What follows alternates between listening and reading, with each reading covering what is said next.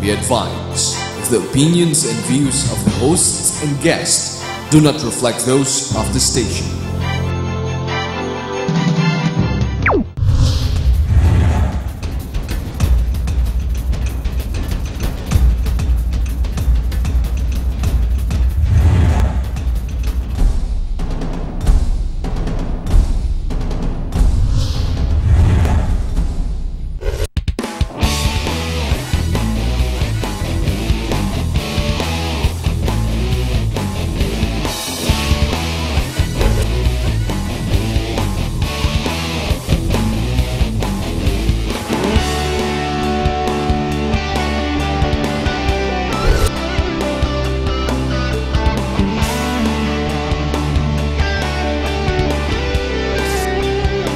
You are what you watch.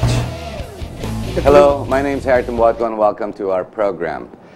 Some 2 years ago, one of the many guests I've had on Talk to Harry, we sat down and we spoke about the future of the country, or visions, if not a doomsayer point of view. It's not necessarily doomsayer, but I guess when you talk of current events and you like to talk of the future and your foresights, it's not too much, how would you say, the good things that you expect to happen, but what are the bad things that can happen so that you can both learn about it with critical thought, analyze, and try to work against what will be wrong for the country. So, in one of those conversations, my guest this evening is a man who I spoke to, and we were talking about the interests of the two big boys on the block. This is basically America and now China. The growing powers that China has today is becoming more absolute by the day, with the economic threat that Europe has posed to the rest of the world. We still have, of course, the big man with the muscle, and that's America with its military might. We've got the economic prowess of the Chinese growing every day. Now, when it comes to us, let's look at the economic side and who our real trading partners are. And of course, historically, we have the Americans, and we have the colonial thinking of the Filipinos. And of course, we just love Hollywood and the perceptions that are created that this guy is our big brother. But we do have issues. The Philippines is strategically located in Southeast Asia. For those of you who don't understand that, I learned this in my political class way back some 40 years ago. We are located in such a way that we are the gateway within the China Seas. You see, whether we like it or not, the trade of commerce, or the route of commerce for China goes right down in the Mindanao area. Kung dito po tayo, dito po Southeast Asia, narito ang China, the ships come straight down under and they go around in the bottom where you have the bottom of Indonesia. Now, this area is peculiarly significant, most especially to the Chinese. Unless, of course, they can cut through Southeast Asia, like what they've done with the Panama Canal. Now, it's not for lack of trying, because they did try in Thailand, but the king did not allow it. And they are building high-speed trains all throughout Southeast Asia so that the route of commerce will be secured. You see, one thing we have to learn about strategy is points of sensitivities. Now, let's come to our topic tonight, basically. What is it between America and China and us, and what are significant? What are these significant points? Ladies and gentlemen, our guest is Pastor Saicon. His nickname is Boy. He is with COPA, the Council on Philippine Affairs. Hindi yan yung Apostolic Church for the Poor. Church for the Apostolic Poor. Hi, Boy. Thank you very much for being on the show. Good afternoon, Harry, and I'm glad to be back and to share with you some of our insights in our studies on the recent events that are happening now between America and China. Nakakatuwa, Boy. You foresaw this some 2 years ago. I remember when you invited me in your office and you put out this map on the wall. And you started pinpointing to me the different sensitive spots. And interestingly enough, we've come to that stage today. So, the vision of what's happened. Now, ang peculiarity ngayon, where are we today? Kasi, di ba, we are now trading more with China. Yes. Nagkagulo tayo sa sovereign right, supposedly, of the shoals. Okay. Regardless of who owns it, we say it's ours, malapit sa atin. China, they say it dates back sometime hundreds and hundreds of years ago. But we do have a picture of Congressman Ruquito Ablan, who was sitting on that Panatag Shoal, let's see, in 1967. I have the photograph. Yes, yes. Okay. Our leaders in the past 50 years, 40 years, have done nothing to otherwise leave that flag that was planted there. Wala naman tayong commerce doon. Bato lang yan, parating nawawala. Obviously, there are specific interests other than China, Vietnam, Malaysia, I don't know if Thailand's included. Now, what happens is, may ano tayo, may laban kung kanino talaga yan. Ano ngayon between an America and China? Because America has invited back in here. Or better yet, America has invited themselves back here. I think that's a more correct. Okay, correct. They invited themselves back here. And we have Foreign Affairs Del Rosario, who went to the States and basically begged Big Brother, oh, tulungan nyo naman kami. Well, ito perception ko, based on media. Ano ang happening dyan? Ano ang analysis mo? Ano take mo dito? Well, we have to first take into consideration, Harry, the importance of this South China Sea. Between the Philippines and China, 80% of the oil from the Middle East that supplies China comes from this area. Doon papasok sa ilalim.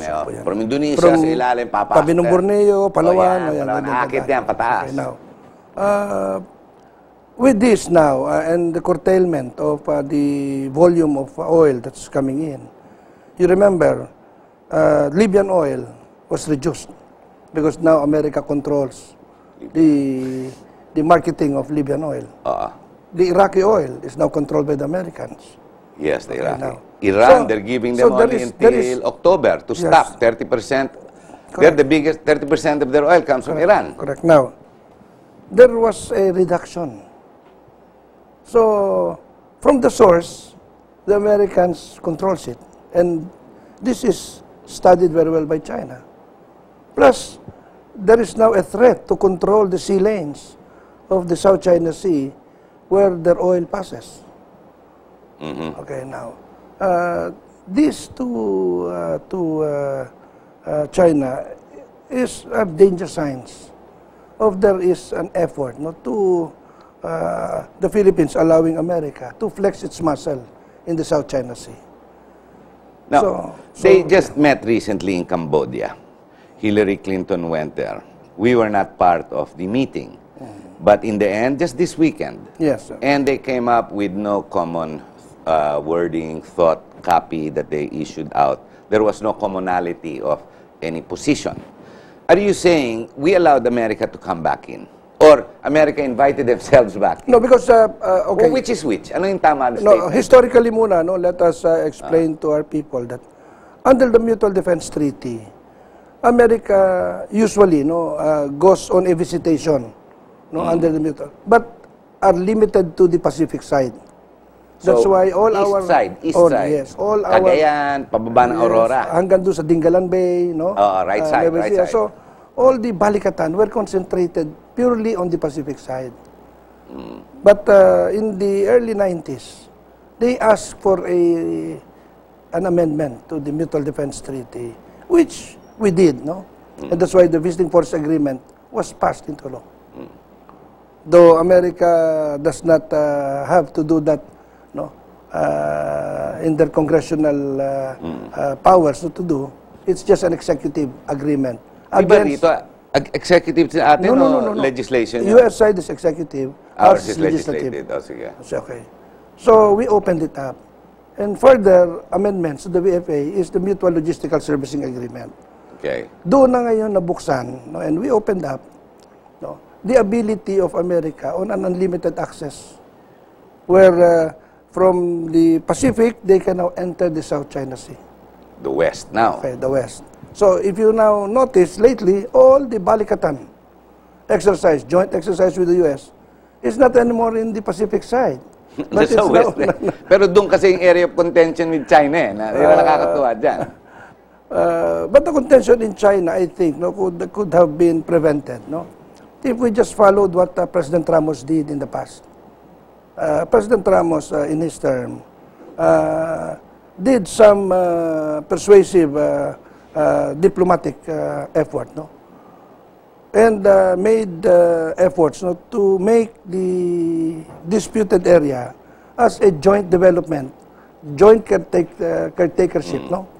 And joint exploration, so that it is defined as a peace zone that both of them have agreed. So there was that beginning that President Ramos planted in the early 90s. This conflict, can we call it conflict today? Andiyan dyan ang China, 2 barko natin, 100 ang barko nila. Bumagyo, nag-aalisan tayo, umalis sila. Last week, bumalik ang mga army boats ng China. Yung atin, papunta pa lang. Of course, we are very limited in terms of our logistics. Yes. Okay, ang tawag nga doon yung sa China barko, yung sa atin bangka. Sabi nga ni Senator Miriam, tayo ay lamok, sila ay isang dragon. Dragon, no? Okay. So, we cannot afford to lose ours, no, the little assets we have. No, we have to call in port, no, for safety. But they have bigger ships that can withstand these big typhoons that come, no? So at the end of the day, I don't want to call it conflict. Because, Now, boy, let's qualify this because ang viewers natin nakikinig and are trying to understand both sides. Do we have a conflict with the interests of the Panatag Shoals? And let's extend it. Basically, the mineral reserves that are perceived to be available, di ba? In that area. Call it whatever shoal, call it the Scarborough Shoal, Panatag, etc. And the Chinese call it something else. Ang media, lumabas sa dyaryo, headline, nagagalit ang ambahador, tsaka ang China, you know, confrontation No less than the senators, kanya-kanyang bigayan ng salita na, well, we're not gonna lose our sovereignty. Di ba? Pero, alam mo, sad to say, nag-aaway tayo sa media. Why can we not go through diplomatic channels? I always feel that's correct. Okay. But no less than Secretary Del Rosario ran to the States and is in media announcing also, ano ba naman mga Chinos, sumasobra naman kayo, you're bullying us. O, di ba? Those are the words, you're bullying us. I think there should be more prudence in the use of those words. So, you should also look at the context of they're protecting, no, the front line, no, of their sovereignty. Both sides have interests. No, but we are protecting our interests, and we must protect our interests. And indeed, on the issue of the Panatag, Mr. Saicon, what interest can we protect when we have no armaments, we have no muscle, there's no room for flexibility? Options do not exist. Yes, but as I said, no, we have to open backdoor diplomatic means. As I told you before, President Ramos was able to persuade the government of China to look at this disputed area as an area of a joint, exclusive, no, area of development, jointly, and exploration, management, and declare it a zone of peace. So that the word conflict will not be and tension can be withdrawn, diba? And then you open up, no, the table of negotiations. The conflict that sits there today, perceived, created by media, perceived by the people, like myself, when I read it, I hear it on TV, I hear it on radio, is magbabanatan, parang stand out. If I'm not mistaken, the words used by the newspapers, stand off. As if kaya pa naman natin tumayo sa... No, correct me if I'm wrong. Yes, sir. Okay. The interest of America, let's go back just about a year back. Okinawa, natapos na yung list ng mga Amerikano, yung pagkasubik nila doon, di ba? Napaalis na sila, 45,000 troops. Malayo naman ang Guam, 50% doon linagay. And the other 50% nilagay nila Australia and some other areas in Southeast Asia and the Philippines. Now, in 1991, when we voted out the Americans, we lost lease or rental at the time of $55 million a year, correct? Correct. Yun ang rental lease. Today, we get nothing, but we have the VFA. Now, I'm not saying walang negosyo yan, kasi meron pa rin yan eh. When the boats come in, they still buy food, miski pa paano. So there is still some type of commerce that goes on. It's still good for the country. Commerce is commerce. Trading is trading. Money is being made, di ba? Bumibili sila, binibenta natin sila. But we no longer get a lease kasi floating basis nga, ika nga. Which is synonymous to the same thing as a mutual defense access treaty. Correct me if I'm wrong. It's the play on words, di ba? Now, with the Americans there, is it good for us? Is that bad for us? Boto ko ba sa Amerikano? Yes and no. Yes, America can be a stabilizing factor, definitely. But when there is no conflict, there is no need for that stabilizing factor. But in the absence of America, will China continue to flex its muscle? I think it's flexing its muscle because they saw the immediate danger when we allowed co-location of the Americans with our military bases. So tayo nag-umpisa.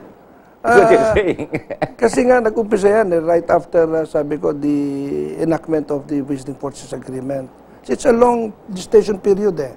Kaya lang naging more accelerated when Hatoyama allowed their extension of their stay in Okinawa. Because it should have ended in 2010 eh. But this time, it with finality